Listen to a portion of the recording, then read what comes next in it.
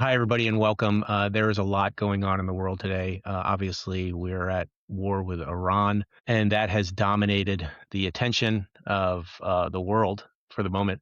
But I really wanted to bring some attention back to things that are happening here in the United States. Obviously, ICE is still roaming through cities and assaulting people. There have been murders in the streets.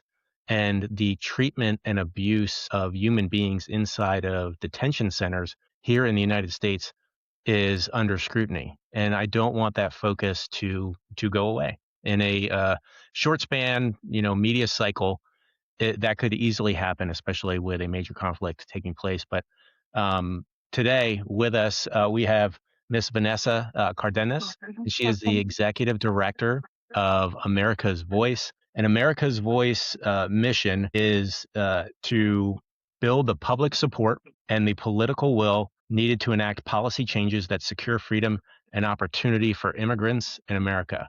Ms. Cardenas, welcome. Yeah.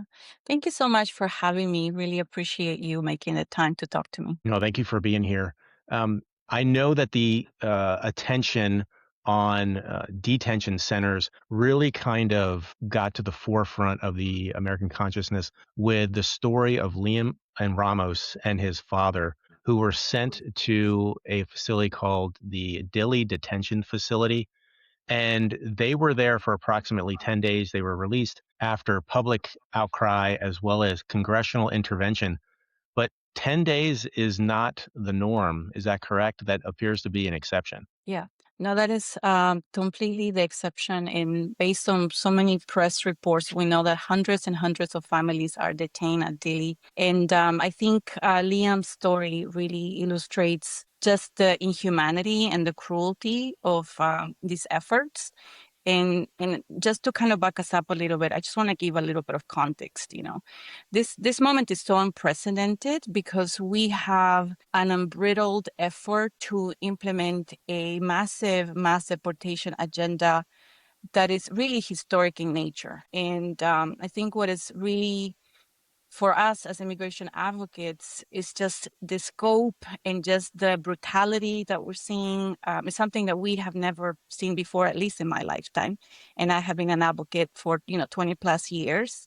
And so when you couple that with the amount of funding that DHS and ICE and CBP have gotten, it just kind of explains why we are in this moment. And we can just, again, talk a lot more about the facilities and what it means and detention, et cetera. But I also think that it's really important for us to understand that, at least from our perspective, the goal is very clear. This administration wants to deport as many people as possible, no matter the consequences. And they're willing to take funding away from the from the things that Americans really care about in order to fund mask agents and killing of U.S. citizens and going after hardworking people. Now, I also want to emphasize this. I've worked on immigration policy for many, many years, and I know that our system is broken. It has been broken for decades. And that's why advocates for, again, decades have been working, trying really hard to elevate this issue as something that needs to be addressed. And we understand the frustration. We share that frustration and anger because America should be able to manage immigration in a smart and humane way. So we understand, again, the frustration and the anger and the real the reaction that people see when they see that our system is simply not working. So we get that. But I think that we have an administration and a president that's willing to use this as a political strategy to agitate his base and to create division. And the last thing I will say as we open this conversation is that, we knew this all along. We knew that the attacks on immigrants were going to be the tip of the spear to attacks on broader American rights. And we're seeing this played out. So all of this we had anticipated. And I guess the only thing I would just end with this is that the silver lining is that I think Americans are seeing in real time what an enforcement only agenda looks like. And they're seeing their neighbors, their coworkers, their friends, their kids' friends being caught in this awful dragnet And I really hope that in this conversation, in this, I guess, national dialogue that we're having, we go beyond talking about the enforcement and really think about and have discussions about what kind of system we need moving forward. But just wanted to give a little bit of those context to this Yeah. moment because I think it's important for folks. No, thank you very much. And as you were talking, it reminded me of the fact that there was a plan, I believe, for immigration reform, comprehensive immigration reform, in the last year of the Biden presidency, and Trump told Republicans not to vote for it Yep. because he wanted to run on it as an issue, right? Yep. That's right. And unfortunately, and that's again the frustration, right? I think Trump takes this issue because it is an issue that angers people, but the goal is not to improve the system. The goal is not to fix the problem. The goal again is to use this as a political issue to create division and to make people angry. Because the thing is, like, I'm old enough to know that immigration reform used to be a bipartisan issue. Senator McCain from Absolutely. Arizona was a huge champion, very, Ronald very much Reagan. respected, Yeah. amazing American hero. Um, Senator Rubio used to be a champion for immigration reform. You used to have labor in the Chamber of Commerce in the same room talking about ways to legalize people and create pathways for people to come in the future. So it's really just unnerving and just really, again, sad for our nation, I think, that we have come to this point. But yes, ultimately, and that's what worries us about this whole effort right now. The interest is not to fix the immigration system. The goal is not to create a functional system. The goal here is deport as many people as possible, make as many people as possible deportable, right? Because they're expanding the definition of who's a criminal because they want to deport as many people as possible. And even if in the process U.S. citizens get hurt, even if in the process our communities get hurt. So the ultimate goal, again, is not to fix, it's to, I would say, remake this country. I think ultimately there's also that ideology behind a lot of these efforts that there are some in this administration that are really uncomfortable of the way our country is changing. And I understand that. I think we can all understand that. But this is not the way, this is not the American way. And I feel that most Americans are also seeing that and understanding that this is just going too far. Yeah, no, I would agree. It seems like polling goes against this current administration and its policies regarding immigration more and more, with the news coming up of, again, human beings being killed in the street, and those are the ones that make national news. I believe we're Mhm. at a record high for immigrants that have died in custody for That's right. ICE, as well as Customs and Border Protection, Yes. and people forget that these people that are being ripped from their homes are vital components of their communities. They pay Mhm. taxes. There's billions of dollars of taxes that these individuals pay as members of our community, and they're being ripped from them because they look different and they're from somewhere else. And this is a land of immigrants. This entire country Mhm. was built as a land of immigrants, and now we're ripping that away to divide people because they look different or they're from somewhere else. I know that we could talk quite a bit about several of the issues and several of the incidents that have taken place while this current administration funds a ICE Stoppa with billions of dollars, and they currently roam the streets. It seems like with little regulation. But I wanted to talk about Dilley Detention Center Mhm. and put a little bit more focus on that, and then maybe overall detention in the United States, because once people are detained, it feels like they are sent to these camps, if you will, and more stories are coming out about the abuses and the suffering that are taking place there. Can you talk to us about some of the things that are happening in these centers, to include Dilley? Yep. So, one of the most troubling aspects of this new administration is, again, all the resources that they now have to expand detention across the board.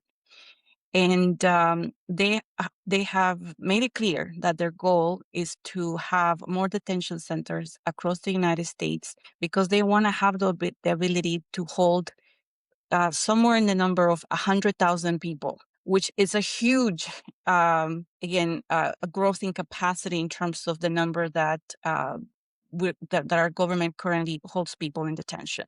And I think that what's, again, just the scope and the magnitude of how much they want to increase in terms of, um, um, I'm forgetting the word, in terms of the buildings, the warehouses that they're trying to acquire. So that's one in terms of just the physical space. They also want to increase processing centers, so that they have the ability to speed up processes when they are arresting people. So it's an expansion that we have never seen before.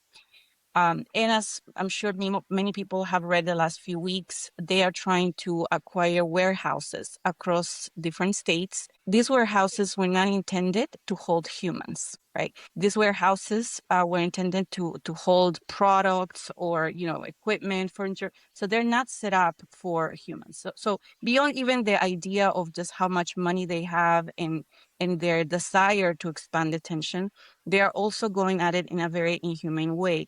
Thankfully, people are standing up and many localities are rejecting the plans for these warehouses. When you talk about detention centers like Dilley, though, I think what's really different this time around is that this administration is going back to the notion of family detention, something that both the Obama administration and the Biden administration did not want to do, and they sort of ended those practices.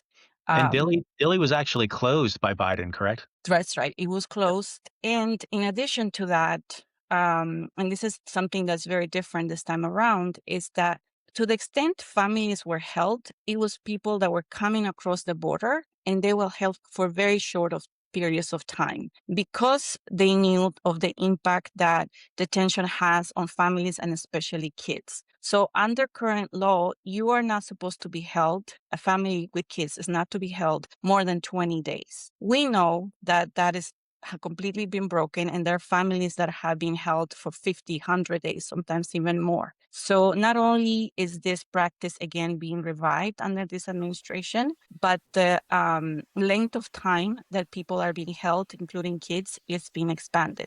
The other really troubling and notable change this time around, and going back to what I said earlier, that normally these detention facilities was for people that were coming across the border, that were recent arrivals. Now we're seeing kids that actually have been growing up in the US. I mean, you have high schoolers that speak English perfectly, that are being ripped from their communities. You have elementary school kids that have been in the United States for many, many years. You have people that were actually in legal proceedings, and the reason they got detained was because they showed up for their court date or their hearings, and they are just being thrown into the detention centers. So this is notable because now we not only have the families that again just came across the border, but you have long established, deeply rooted families that are being detained by our government. So that's, again, a couple of examples. And also, we know of the abuses, right? There's long history in terms of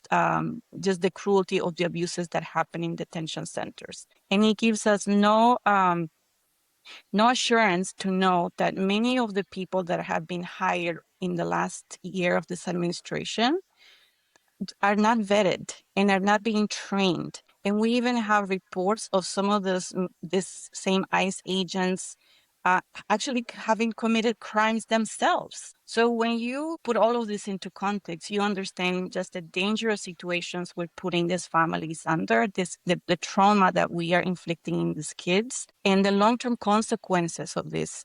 Not just in those families, but in their communities. And again, just as we saw in the first Trump administration, with the public really expressing just anger at the family detentions and at the family separations, and we also now know sort of the implications and the trauma that caused. That this is not something that we should be repeating. But again, going back to my point, that this administration is not interested in following the rules. They're not interested in following the laws, and that's evident. It becomes evident almost every week when we have judges telling the administration, "You cannot do this. You should release these people, or you should bring people back." And again, they are not following even the mandates of our court system. which reinforces the point that, again, there's not an interest in actually fixing. They have an agenda. They want to fulfill their goals of mass deportation, no matter the cost to our families and our communities. Yeah, they want to run on a problem instead of a solution, which seems to Right. be the standard MO for this administration. You brought up some great points while you were talking. We are spending billions of dollars, our dollars, taxpayer dollars, to Mhm. build and maintain and to, reopen these warehouses for human beings. And we're putting people who contribute billions of dollars to our economy into them.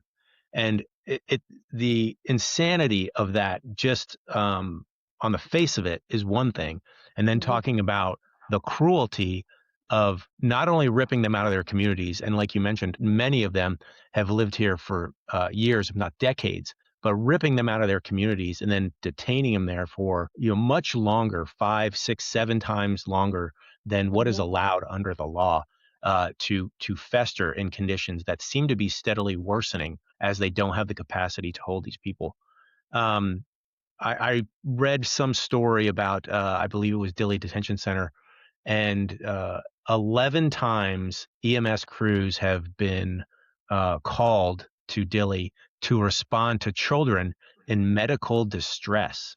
Can you talk to us about that and some other things that are happening to the families and the children there? Yeah, absolutely. And I think the bottom line is that their families and kids should not be detained, especially under those conditions. And what we know from the inside is that they don't have medical care. They don't have, for example, therapists or support for the kids and the families that are there. They don't even have access to education, to teachers. I mean, they are holding kids there, so that at the very least they should be able to provide some basic level of care for these families.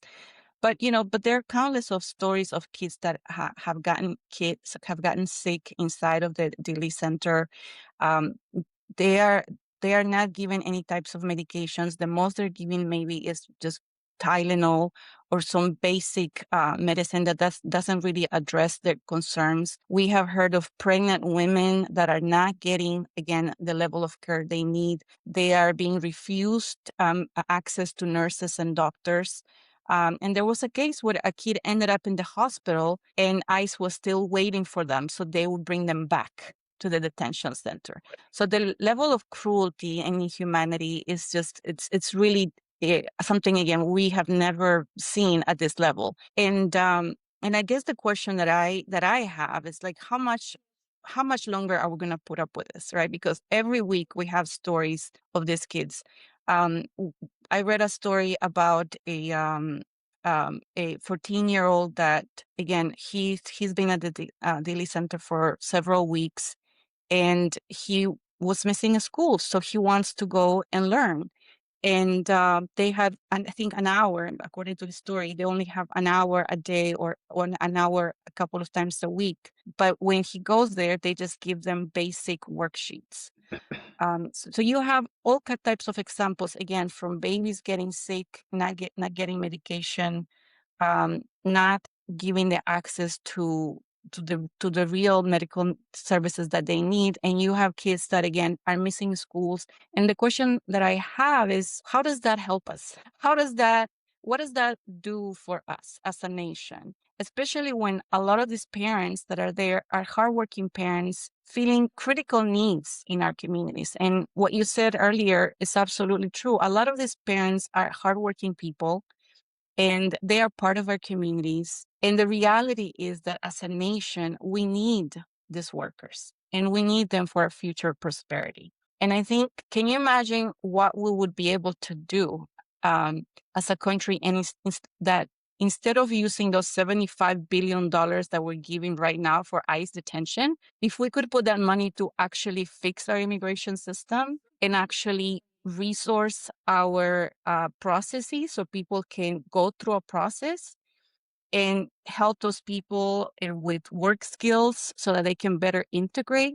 I think our country will be much better off than what it is right now. And I think that's actually what the American people want, which is why most Americans are now saying that they think ICE is going too far and they reject the tactics that we're seeing across the board. No, absolutely. And, you brought up the point earlier that it seemed politicians earlier were very supportive of immigration and the benefits that a, immigration reform process could have on this country and the contribution that immigrants make to this country every single day. And now it appears that the solution was not what they were looking for. Now it's the problem because that gets the clicks and the likes and causes that division, which seems to keep some politicians in power. Mhm. Um, uh, I remember reading a story, and I don't know if it was Dilley or not, but there were several children who were drawing pictures of the Mhm. conditions that they were in inside the detention center. And then, so when that story got out, they came in and took away the kids' crayons so that That's they could terrible. not they couldn't talk about it. They couldn't draw pictures about it. They couldn't raise awareness, public awareness of the kind of conditions that children were living in, right? Yeah, yeah, yeah. It's really heartbreaking. Some of the letters that the kids wrote.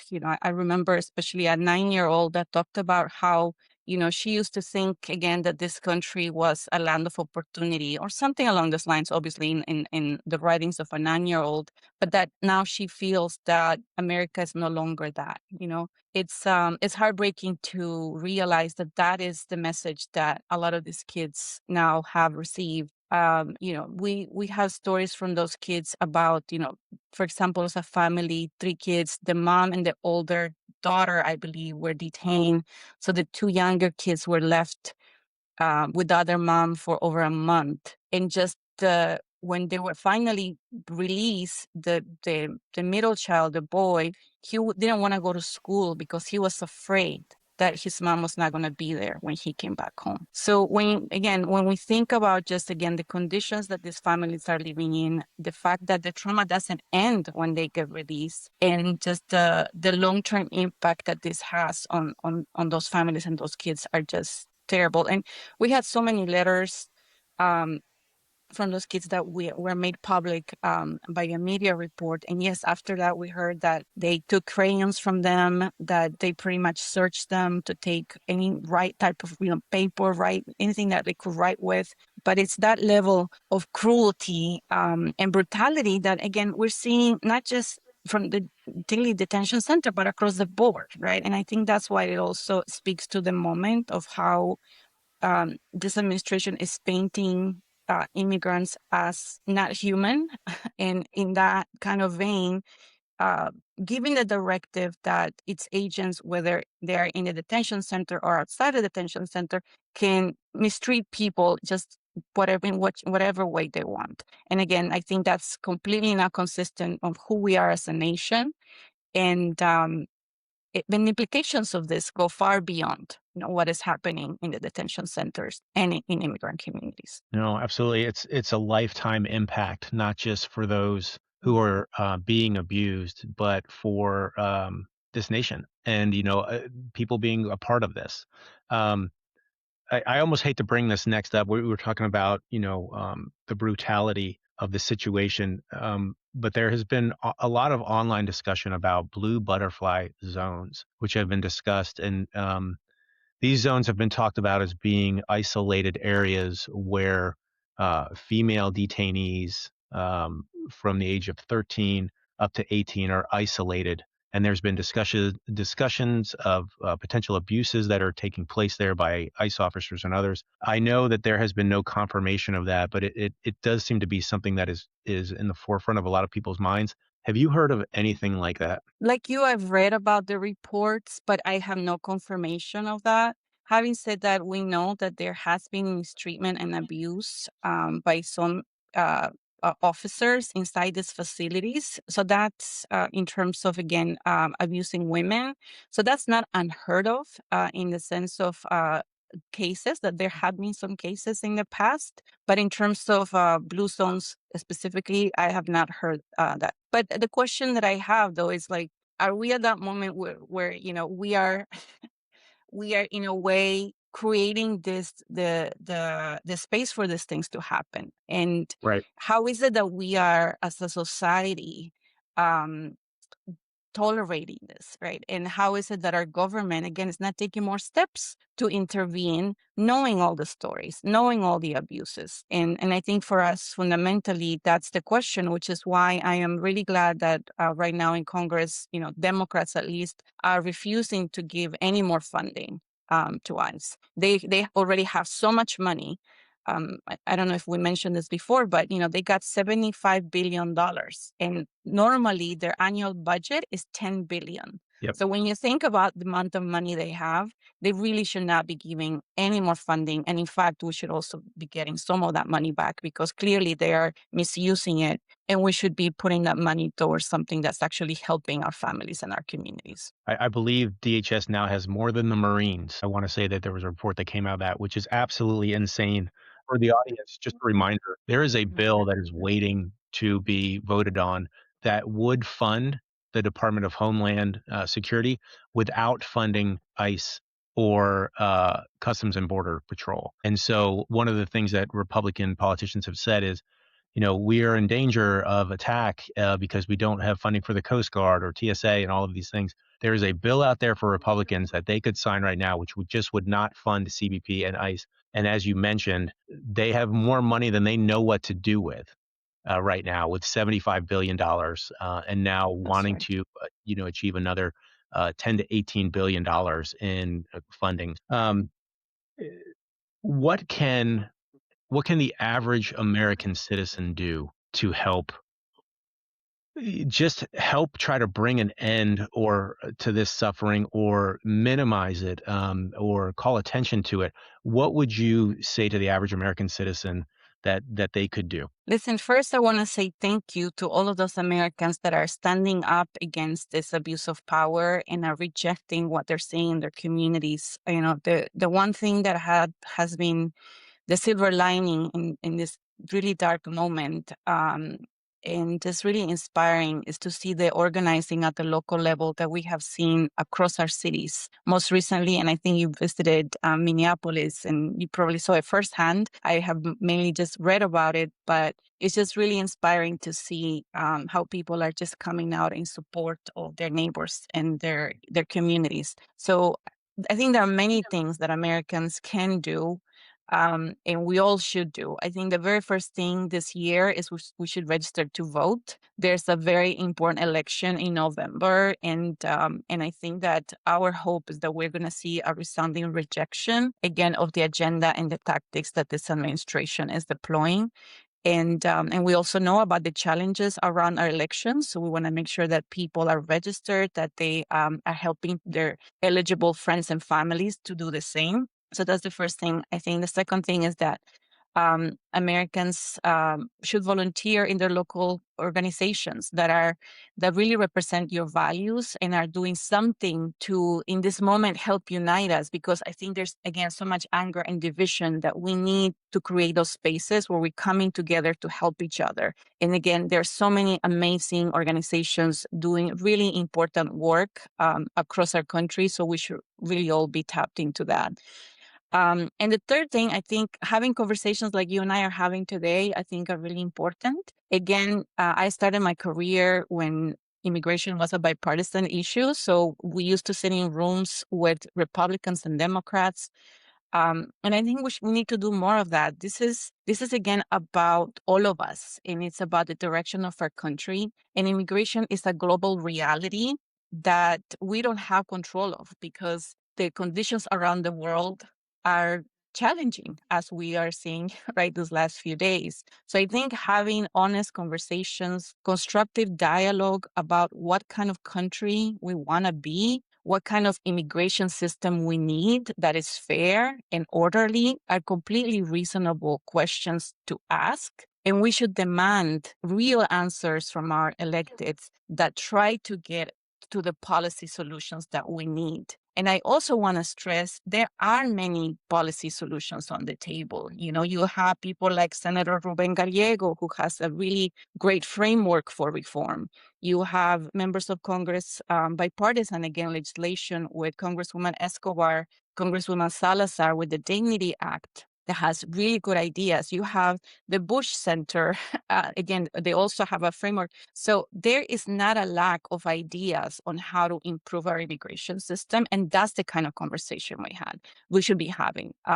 But what we should be very clear is that, the tactics that we're seeing deployed, the cruelty that we're seeing deployed, it's not a way that's going to fix this system. It's going to actually make it in many ways worse, as we're seeing right now. And it's also going to really undermine, I think, our values as a nation. And I think that's a hard problem. And the last thing I would say, just because thankfully, you invited me to this program, as a U.S. citizen, I was actually born in the U.S. as a Latina, as a mom. It's really hard for me to explain what's happening to my kids who are second generation, who speak English. In fact, I have a hard time getting them to speak Spanish. But, what kind of message are we sending to people, to young people of color that are U.S. citizens? And that's really difficult. And I hope that people would understand that. And all of us really want the same thing. We want to live in a safe place. We want to be, the reason we're in America is because we believe in its promise. We all want America to do well, and what we want is, again, I think a return to our values. And I think if we create a space for those kinds of conversations and actions, we will be better off than what we're doing right now. Yeah, absolutely. And none of those discussions or reforms involve violence on another human being and the kind of treatment that we're seeing at Dilley Detention Center and across this country.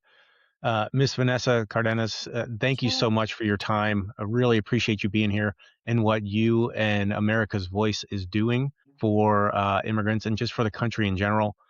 We wish you all the best and all the success in what you're doing. Thank you for your time. Thank you so much for having me. Really appreciate you and the work that you do too.